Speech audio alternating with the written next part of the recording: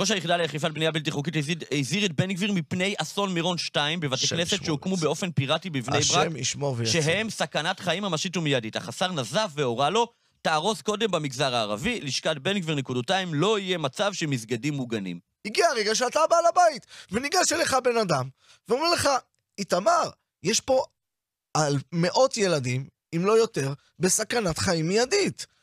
אתה עכשיו צריך להגיד, לך תציל אותם, נכון? ומה אתה אומר לו?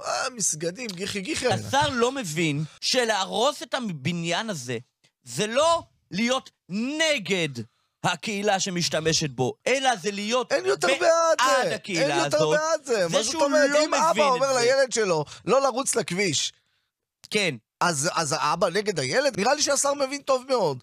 וזה פשוט לא אכפת לו. ככה לי זה נראה. אני לא יודע, אני לא מכיר יותר מדי. סך הכל דיברתי עם איתמר בן גביר עשרות פעמים בחיי. לא יכול להגיד לך שדיברתי איתו מאות פעמים בחיי. סך הכל הייתי רק פעמיים בבית שלו. סך הכל פגשתי אותו ודיברתי איתו רק 5... לא, אני לא יודע להגיד לך מה קורה בנבחי נפשו, אבל אני יודע שהאמירה הזאת, נכון, זה לא מעניין, אני יודע האם הדבר הזה אכן קרה?